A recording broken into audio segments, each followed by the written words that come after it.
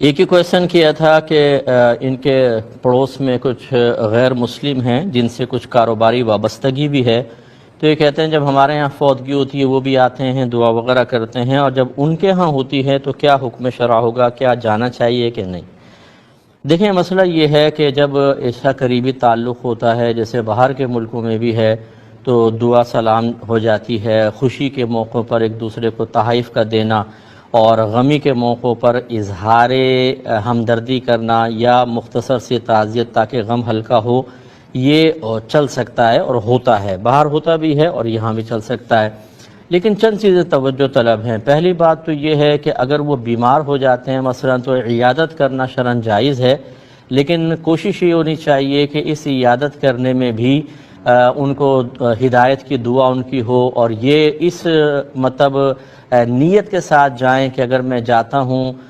مسلمان کے ایک اچھے طرز عمل سے متاثر ہو کر، ہو سکتا ہے کہ یہ اسلام کی طرف آئیں، اور اگر اسلام کی طرف نہ بھی آئیں تو اسلام کی اتنی محبت ان کے اندر پیدا ہو جائے کہ اگر کوئی اسلام کی مخالفت کرے اور ان کو اپنے ساتھ ملانا چاہیں تو یہ انکار کر دیں کہ نہیں، مسلمان لوگ اچھے ہوتے ہیں، ہم نہیں ملیں گے۔ تو یہ اس اچھی نیت کے ساتھ ہو سکتا ہے۔ دوسرا، اب فوتگی پر آ جائیے۔ فوتگی میں ایک ہوتا ہے کہ جنازے میں اور اس کے رسومات میں شرکت کرنا، یہ بالکل نہیں کر سکیں گے آپ، اس لیے کہ جب کوئی کافر کے جنازہ اٹھتا ہے تو اس پہ تسلسل سے لعنت نازل ہوتی ہے جیسے ہی کافر مرے گا، کیونکہ زندگی میں تو ایک اس کے ایمان کی امید ہوتی ہے، لیکن مرنے کے بعد ابھی جیسے میں نے آپ کو آیات پڑھ کے بتائیں کہ اس کے لیے مغفرت کے دروازے اب بند ہیں، تو لعنتوں کا سلسلہ شروع ہو جاتا ہے، عذاب کے فرشتے اس کے ساتھ ہوتے ہیں اور اس کو بڑا ذلیل و رسوا کر کے قبرستان تک ساتھ پہنچا رہے ہوتے ہیں، جو ہمیں نظر نہیں آتا ہے۔ تو اس لیے وہاں پر جو اس میں شریک ہوگا، اللہ نہ کرے جیسے نیک آدمی کے جنازے میں آپ شریک ہوں تو رحمتوں کے نزول میں آپ بھی مطلب